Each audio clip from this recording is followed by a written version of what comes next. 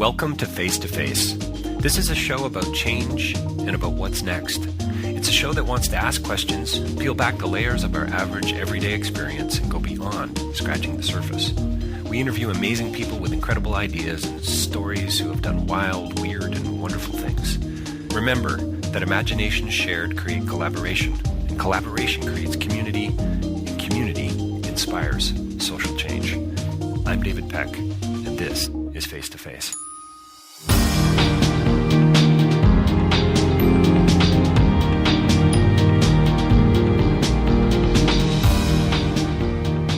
So my conversation today is another TIFF interview with the filmmaker Mohanad Yaqubi, and we talk about his film Off Frame, aka Revolution Until Victory. It really is a unique approach to a very complicated problem in the Middle East, and it gives us a fresh and interesting historical look into the Palestinian people's struggle to reproduce, I guess you could say, their own image, their own identity in light of the history in the region. Mohanad and I talk about a great many things. We talk about the arms struggle. We talk about revolution and rebellion and about looking for shadows.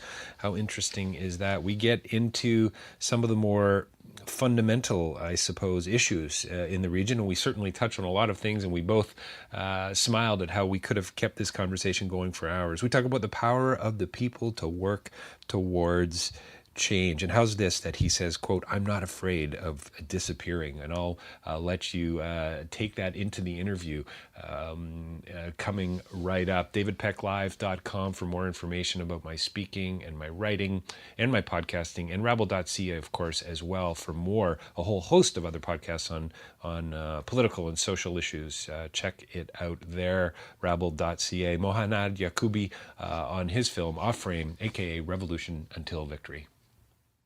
Well, welcome to Face to Face. We are joined by a very special guest today to talk about his new film called Off Frame. And he is mostly a producer, as I've just found out, but he's a director here to talk today about his film Off Frame. Mohanad Yaqubi is here today with us. Mohanad, thank you so much for joining us. Thanks a lot, David, for having me on. So our listeners can probably already tell that you are on a Skype call. Where are you calling from today? Yeah, I'm calling from Ramallah, which is a city. It's like 10 kilometers north of Jerusalem, and it's the center of the PA, the Palestinian Authority. So it's kind of it used to be a small town before Oslo, before signing the Oslo Agreement in '94. But after Oslo, the PA centered itself here, so it grew up and it became kind of a hub for several Palestinians coming from outside, from West Bank, from Gaza. It's a hybrid city. It's very high tech. Thanks for the occupation, of course. I'm speaking from there. That's why we have good internet here. It's not the case in Arab world, though. Right. We have an amazing connection. It's great. It's better than some of my mobile connections here in the city in Toronto. Yeah, I mean that's the occupation, the Israeli occupation, are obliged to provide us with services, including internet. So we're getting first world internet here. Speed. It's an excellent connection. Let's hope we have it for the whole conversation. Thanks for your time, and listen, congratulations on the film Off Frame, aka Victory Until Revolution. So just Revolution Until Victory. Sorry, Revolution Until Victory. Yes.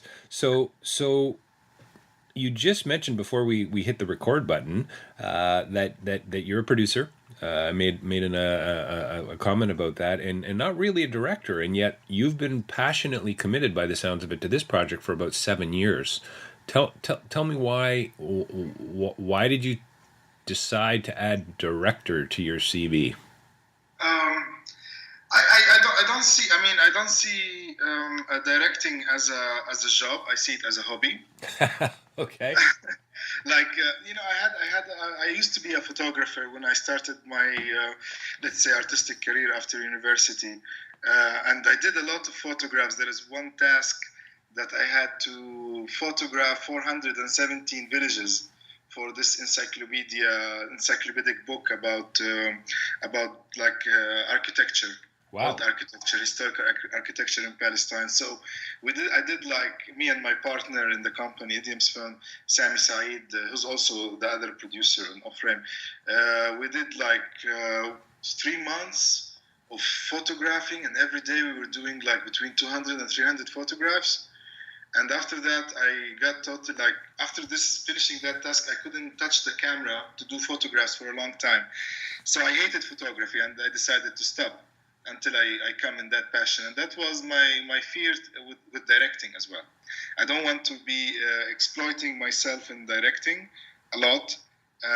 But I love to be in films. I mean, my passion is to be on sets and to be networking, to be doing everything around, helping and doing things around the film industry itself.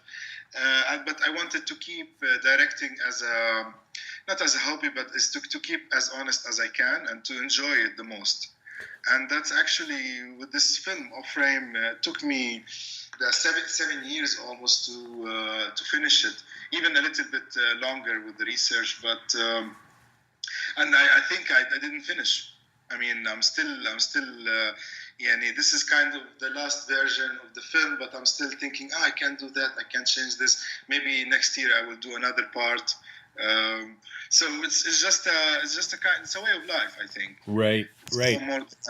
More than a career for me. Isn't there a sense in which every film is kind of unfinished, or do you feel like in a way? I can't tell you how I think how relevant your film is today, and using I've seen it referred to as a film essay, and I'm not sure that's totally a fair comment.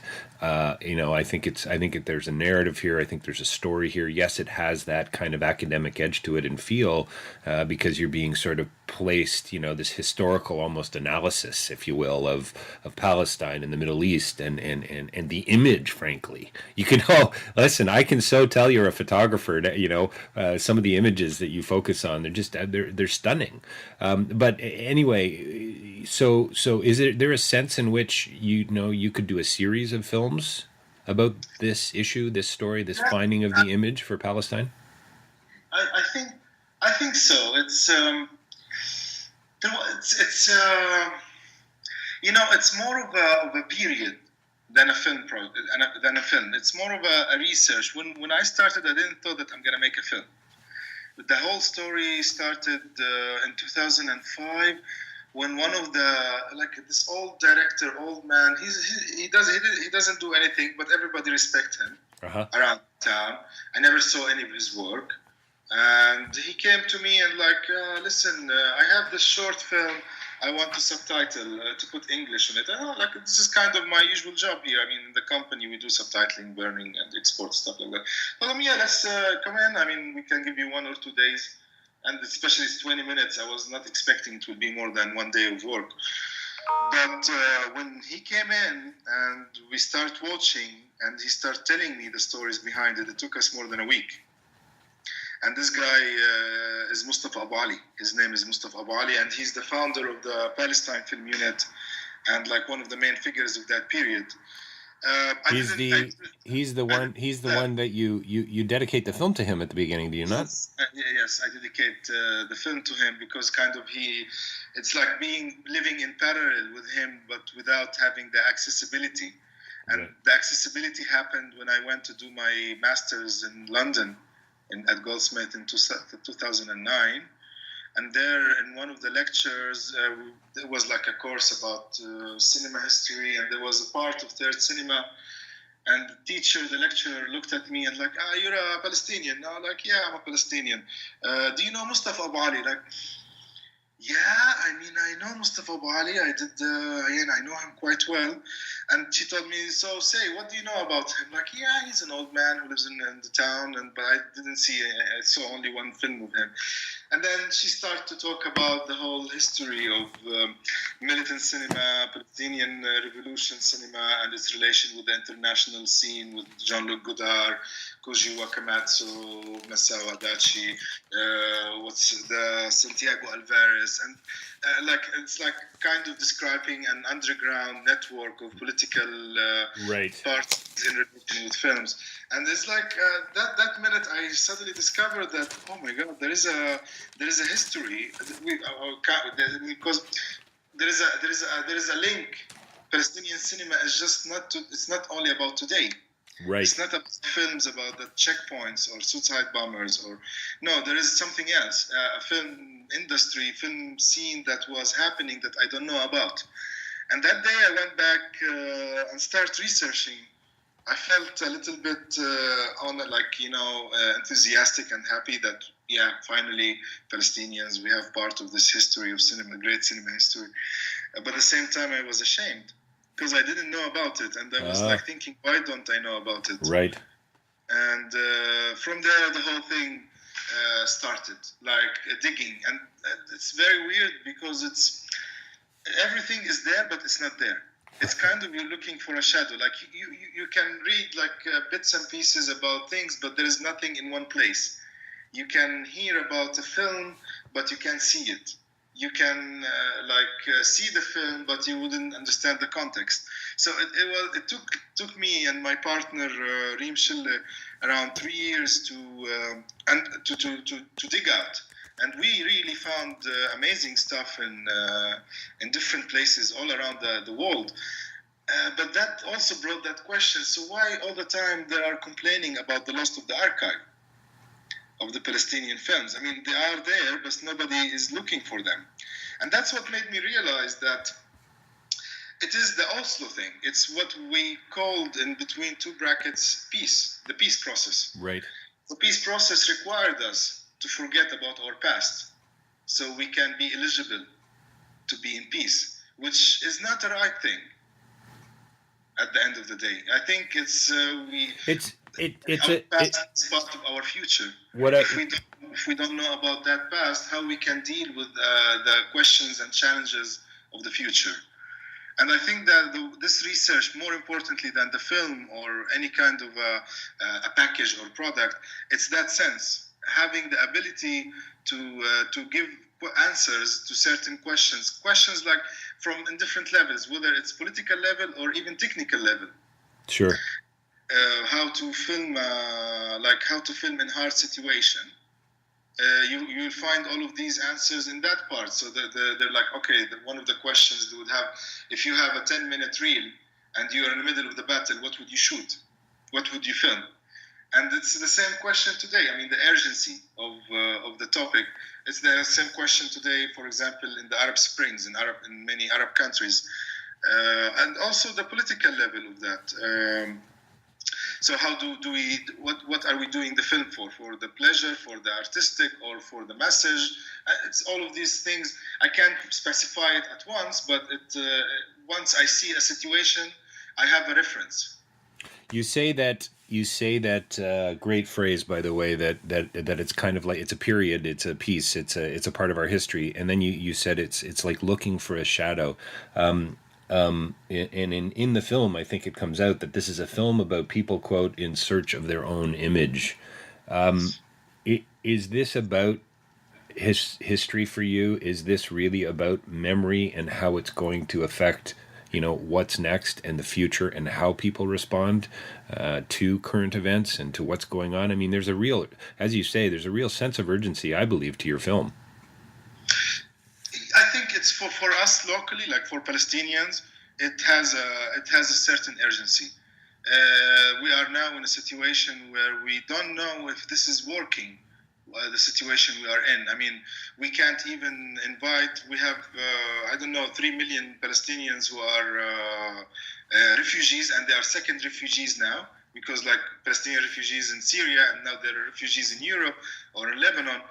We even can't think about having them. We don't want them to go to Israel, but at least open us the border to invite them to come and live among us, for example. We can't even do that, So there is a kind of. So what is the relation between us Palestinians who live in West Bank and the Palestinian who lives in diaspora or who lives in Gaza or who lives in refugee camps? And it's that moment of the history that it kind of unified the whole Palestinians under one title. Okay, armed struggle, that was a sexy idea, and it gathered people around them, but it also created an identity, right? A certain identity that it doesn't have to be the identity of today. I'm not talking about armed struggle, but I'm talking about more of the unity of the people. And it's like finding some common bridges between all of us. And this specific period, it's basically the bridge between all of us. Military revolution and refugee camps is the two things that all Palestinian knows about. So I made the film that kind of bring that for us together to watch it. It's very sad when they watch it. I mean, we didn't still premiere it here in Ramallah, but the friends and the people who see some parts of it, and it always gets to like, so why we are like this today? What happened to us? And this is exactly what I need. Do you feel there's with the folks, the people, the Palestinians that you've actually watched it with, and it's going to be very interesting to see how people receive it once it's screened locally. Is there a sense of passion for a new future, or is there a sense of regret, or is it more of a kind of similar to you? This sense of being ashamed that, wow, I didn't actually know this was a part of our history. It's everything. Yeah. It's all of what you said, and it's not about one film. It's a beginning to ask questions, and I hope it's. I did the film in a kind of it's more of an anthology or an encyclopedic way, so it becomes a reference for someone who will come after and just start asking the questions in a deeper way, and make another film and another film, because it's not a one film that changed history. Right. It's an accumulation of things, and it's just the beginning overall. That's why I think it's. It doesn't have to be bigger than it is, and it doesn't have to be just a simple work. It's just a piece that, and I deal with it more as not a film essay, but more of as a piece that I did with love, more than anything else. Just to bring it out to people and let it have its life, and let's see how it's going to react with them. I love what you said about how you started to work, doing a little bit of research and with Mustafa, and you said you thought it was going to only take one day, and so what was that? That was 7 years ago. That was even more, like 10 years ago. 10 years ago. Well, I think it's really interesting. Yeah. Mohanad, it's really interesting. You said, one film is not going to change history, but it's an accumulation of things. It's an accumulation of stories, of facts, of history, of memory, of images, that, of a narrative, of a thread to say, I love the way you start, near the beginning of the film, the crossing of the Allenby Bridge and the West Bank into Jordan, and just this idea of, your notion that you just said, it is about building bridges. And where the heck, you look at a film like yours and you just see the connections to what's going on today around the world and in Syria, and just what's happened over the last 30, 40, 50 years. Not a whole heck of a lot has changed in some regards. Nothing. This is the amazing part, I mean, it's the same. We are still missing this modernity project. Huh. Nice. The Palestinian revolution in the 60s and 70s that's why the Arabs, mainly the Arab governments, fought the Palestinian revolution. I mean, what ended the Palestinian revolution was not the Israelis, were the Arabs. Because the modernity project that they were presenting was threatening the existence of these regimes. These regimes are based on having their citizen as sheep. Right. And as backwarded, and they don't have any access to technology and access to human rights. The Palestinian revolution at that moment was, if you see the material of the film, it was all focusing about education, about empowering women, about changing your social possibilities. And the other art, like in Jordan, okay, the Jordanians were looking at the Palestinian transforming their society into something better, and that's what if the Palestinian who doesn't have a government and doesn't have a land are able to do that, why we're not able to do that? In Lebanon, the health system that the Palestinian revolution managed to build up, because in Lebanon everything is privatized, so they don't have a local or like a public health system.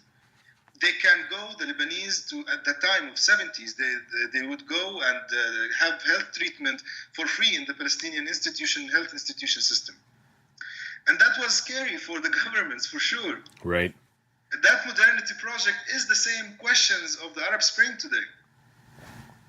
Of what happens in Egypt, in Libya, in Syria, and I mean, it's and that's the sad thing about the film again, and sad thing about this history of the missed chance. Maybe the Palestinian Revolution was too early at that moment.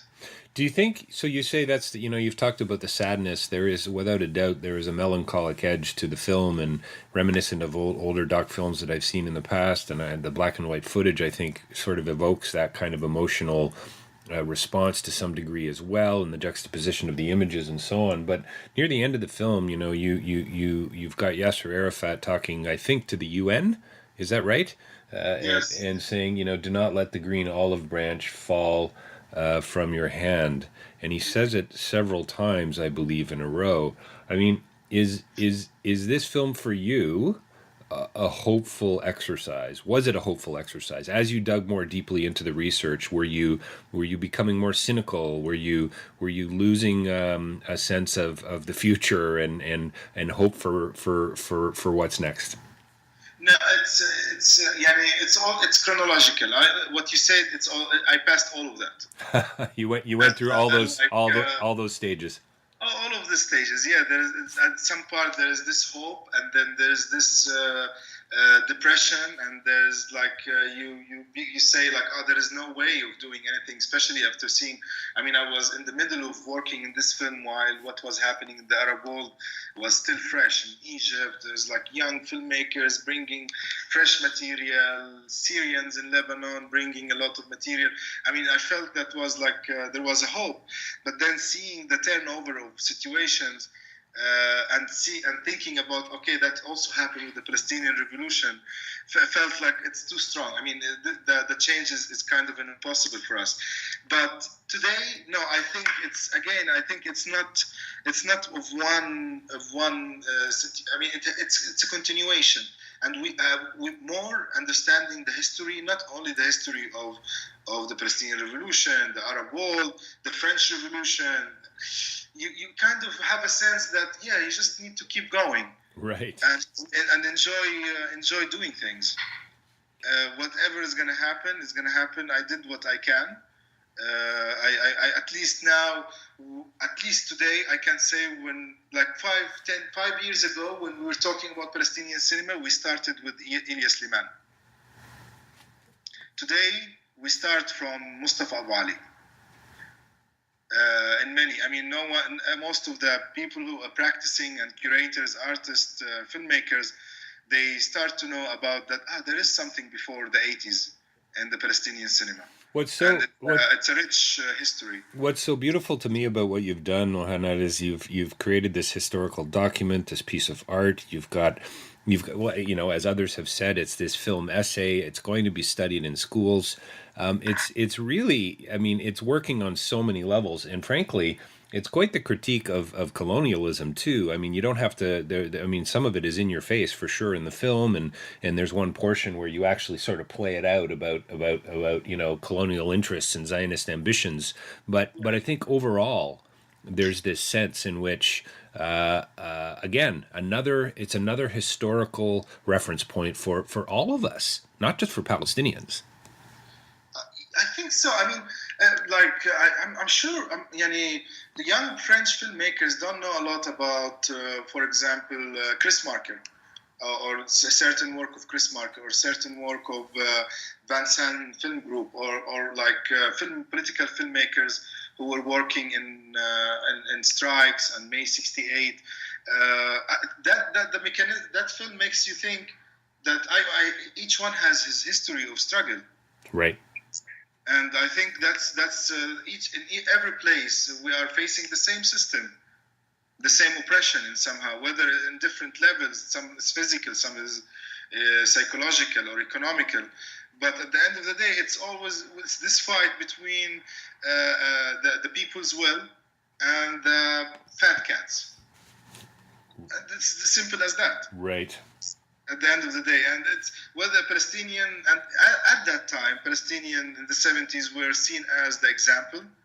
And I think today the Palestinian cinema or the Palestinian revolution can be seen as an example, like many other examples, like Black Panthers, like the Algerian revolution. I mean, I don't like these big revolutions because they became very totalitarian, like dictatorship regimes. But the small movements like Black Panthers, the sittings, the workers, the strikes in France, in Italy, the student movement, these things that are small but they're effective.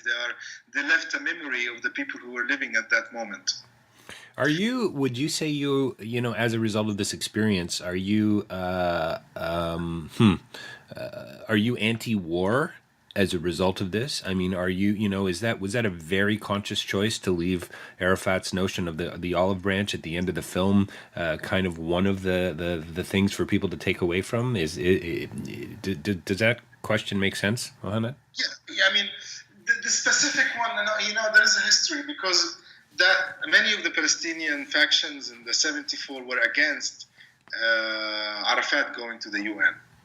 Right. Because basically, to go to the UN, the Palestinian charter has to be changed from having the Palestinian state on the total Palestine to at any part of Palestine. So it's the 1974 where Arafat agreed that, okay, our aim of this revolution is to have the Palestinian state at any part of Palestine, not at the whole Palestine. So this dramatic change made a lot of problems because, like, especially the left, radical left, where they were like the PFLP, the FLP, they were, no, we don't want to change that. But that's why I used it. But I used it mainly to see how the political direction affects the aesthetics. So to prove to the world that we deserve a state, Arafat, since 74, started to change the PLO from a militant, creative body to a more institutional, bureaucratic body. So, for example, in the cinema, it used to be the Palestine Film Unit, and it was a group of guys, Mustafa Hani and Sulafa, who decided, we will join, we are filmmakers, we would like to join. They were free to do whatever kind of film their inner conscience was leading them. After 74, they signed, the PLO had a restructuring, and they said, okay, now we have the unified media, and there's a department called the Palestinian Film Institute, and these guys now has to be part of the Palestinian Film Institute. Each film has to be approved. It has a budget. There is labs, everything. So it kind of shrink the creativity and the militancy at the same time of that. That's why I used it, and I'm seeing that how it affected aesthetics. So they used to have their logo, for example, was 3 Kalashnikovs. Right. After 74, it became one Kalashnikov with a cinema reel on it, and an olive branch going out of the cinema reel. So it's kind of that implementation of the political direction. Good. And you can see that in everything, in posters, in radio, in newspapers, and in the way that health system is organized. They managed to build an institution, but the problem is it wasn't on their land. That's why it led to all of this chaos in Lebanon. Mohanad, is there such a thing as a peaceful revolution? I don't think so. There is a revolution, and the revolution is not against anyone. The revolution is it's about the society and changing the values of the society. Now, camera is a tool, a gun is a tool. I think each one has its use, and I prefer not to use a gun at the end of the day. But sometimes, I don't know, there is a historical moment that I don't know how to decide about it. I never was in the revolution. I wouldn't agree that any of the Arab Spring, for example, turned into militant, because there is enough power in the people to change things peacefully. That's nice. I love how near the end of the film, and help me out here and even provide some context for our listeners, but you've got some really quite moving images from, I believe, a camera that was, can I say the word rescued? That was taken, I guess, from the body of a cameraman who had died, bullet holes in the camera, and you actually, I believe, play out the footage that was found in the housing of the camera from a battlefield. Really, I mean, the images are astounding and crisp and so stark and so on. But I think, to your point about camera being a weapon and working towards more of a peaceful kind of revolution or peaceful movement towards change, I guess you could almost say. It's an incredible moment in the film. That's actually, Yani, I was really doubting to put that one, but at the end I said yes. They killed the revolution, and this cameraman who's one of the founders, and he's an iconic figure of the militant cinema, not only for Palestinians, like his adding to the image, Hani Jawhariya, and he was filming in the mountains in Lebanon in one of the battles of the Civil War, basically. Okay. So he was killed by a Syrian shell. Wow. Not even an Israeli shell. Wow. And this part comes from a film that Mustafa Abu Ali made in mourning his friend Hani Jawhariya. It's a film called Palestine in the Eye, and it's made in 1977, and it's basically the history of the unit through the camera of Hani. Right. It's a beautiful film, and it's really touchy to have it. But it's also interesting to see Arafat and his crowd watching the revolution while the revolution is happening. Right. Like walking in the because they made an exhibition of his work and it's a celebration of the revolution aesthetics while the revolution, which you usually do when you win, or when you finish the struggle. But they were doing that while the struggle is going on, and it shows that how the revolution becomes an institution that is celebrating itself in somehow. But yeah, that moment is very interesting. I didn't want to explain these things in the film because I tried a lot of cuts. I mean, this is the 6th cut. Okay. Of the film. The film was longer and it had a lot of interviews. I did more than 36 interviews with characters from that period, with filmmakers of that period. But I decided to do another documentary, a second part of Off-Frame Palestine Film Unit, aka Palestine Film Unit, which is basically only interviews. Oh, okay. And is that going to be released soon, or are you working on that now? I'm hoping for next Toronto, actually. Oh, you're kidding! Oh, good for you. That's amazing. Hey, and while the material now, I just need to sit down and cut it properly, and I don't need. It's interesting because I'm making a film about a film of interviews. The interviewers are saying about image that we don't see. You need to go to the first film to see the images they're talking about. Right. Mohanad, before we'll probably wrap up here in a few minutes, why don't you just tell us a little bit about what's happening with the film? You've got a release coming up in December, I believe you had mentioned earlier before the recording started. And then let's come back. I've got a couple more questions for you before we wrap up and conclude. Yeah, the film, now it's... we're premiering next. We're having the next screening at Dubai International Film Festival between the beginning of December, which is going to be the MENA premiere, the Middle Eastern North African premiere. It's good. I'm happy with that one because it's like kind of being in between on my land and between the people, my people. Right. And that's I'm gonna be there hopefully and feel it with the people because many Palestinians as well live in Dubai and the United Arab Emirates, and I'm hoping to have them and see them. Next, after that, we are planning several festivals, but really I want to finish the festival life soon and try to go directly to the academic release because this is where I feel this film will have its life in academia.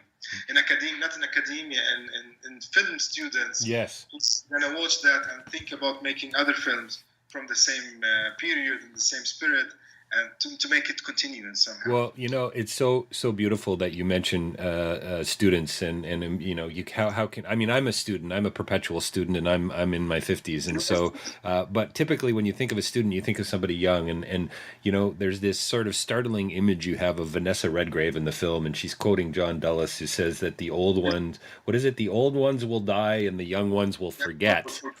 That's a statement, yeah. Yeah, and clearly, you're doing everything you can to make sure that's not going to be the case. And I think it's not the case anymore. Khalas, we have enough material into public domain that this is not going to be the case.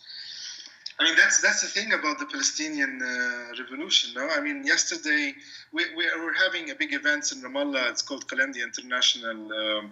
There's a lot of exhibitions and galleries, and there is a group.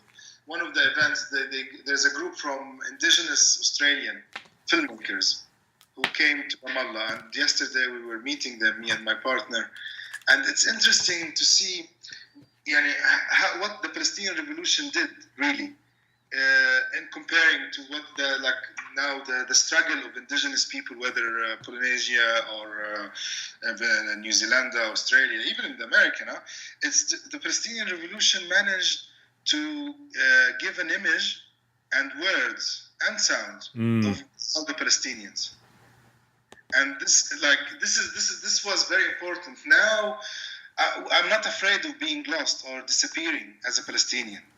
Nice. I don't have this existential fear. Where in 1948 that was a situation.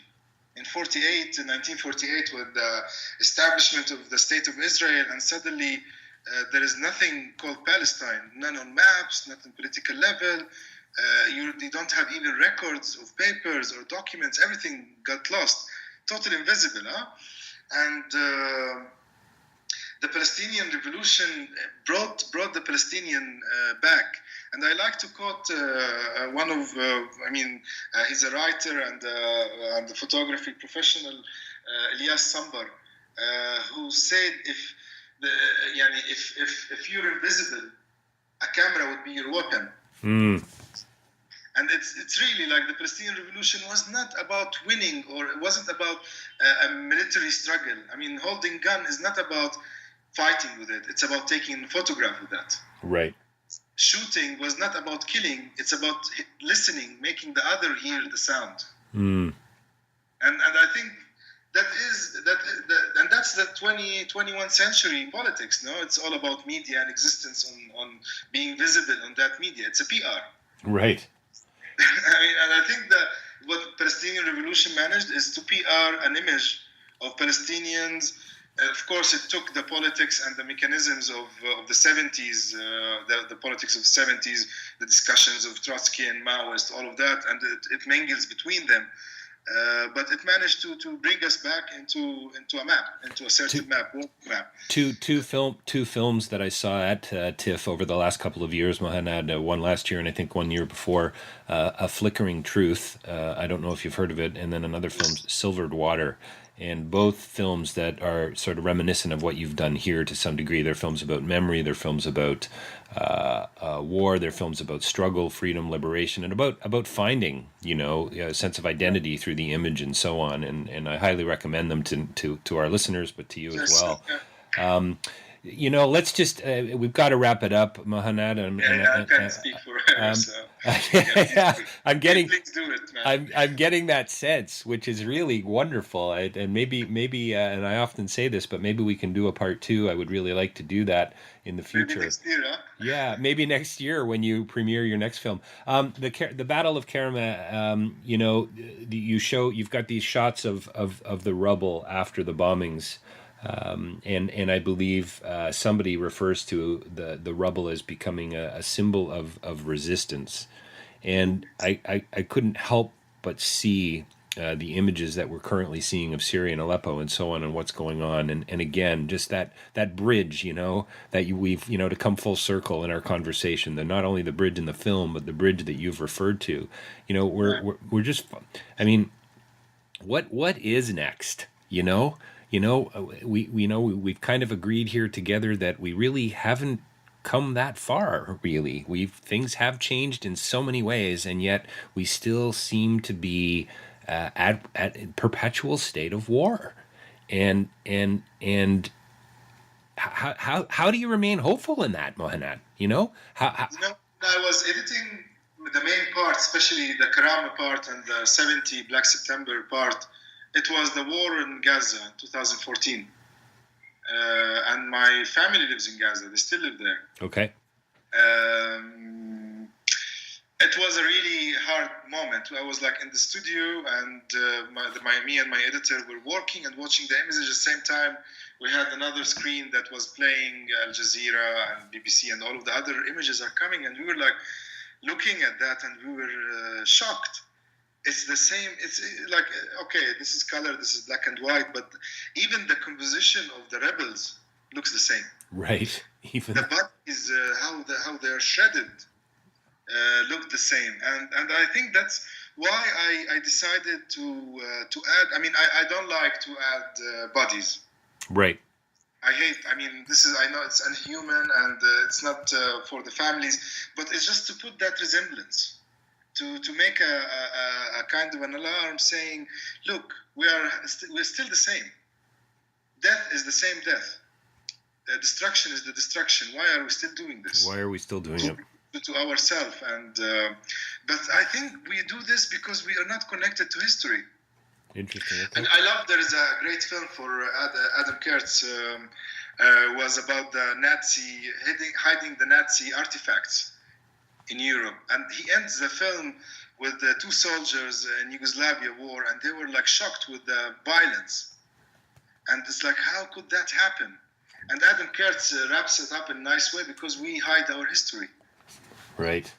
We shouldn't. We should keep this in front of us to learn and to know that this can come again and again if we don't stop this vicious circle of blood and power. Well, and I think, Mohanad, and I too, with you, could talk about these things for hours. I find it fascinating and interesting, and I've learned so much from your film, and it's honestly, and I'm with you. I hope it goes on to be studied for years and many, many years to come, and is the seed for many other films.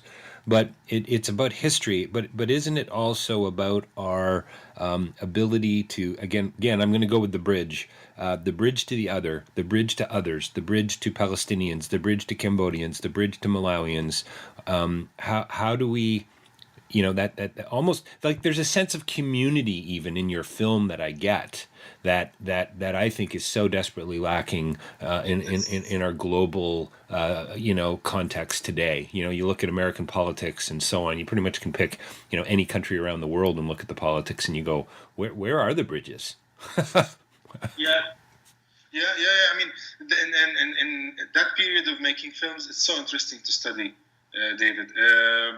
In each of these films, whether it was like made in Laos or made in south of Yemen or made in Palestine or in Algeria, there is always a small bit at the end that they are sending as a solidarity messages, right, from struggle to a struggle. From a struggle to a struggle. Like for example, in Vietnam, they're saying, like our Palestinian comrades, we are still continuing. We send them our support. Our friends in Cuba, their continuous support. I mean, it's building the bridge, an aware way. I mean, you can't build the bridge of just like, I'm walking in and I suddenly found a bridge. No, it's a conscious a bridge. It's a mechanical thing. It's something you build. Yes. And the awareness to build it up. And that's, I mean, I like that to use that as well, but this is really the difference between oppressed and victim. Oppressed, nice. A victim sits down and waits for someone to help him. And oppressed is coming out trying to communicate with other oppressed people, tell the story, listen to the story, and build a bridge in that case. And that's what Oslo made us, or I mean, this is a whole new colonial thing that made many of the struggles as looks like a victim, not as people who are suffering from a political injustice. I think it's about political injustice. I think that's a great way to wrap it up. There's a difference between an oppressed and a victim, and it sounds to me like you're talking about action. You're talking about freedom. You're talking about choice. You're talking about responsibility. Yes. I mean, just to quote this, Caravan is the name of the indigenous Australian, and I asked them yesterday, so how do you imagine, what is victory for you? I mean, how do you you're doing this? You're trying to tell your story, but what are you trying to, where do you want to reach? And the three of them don't speak very good English. Sovereignty. We want to be able to decide about our future, our kids' future, without anyone telling us whether it's white or whatever race they are, to tell us on our land that we can't do this or do that. It's simple.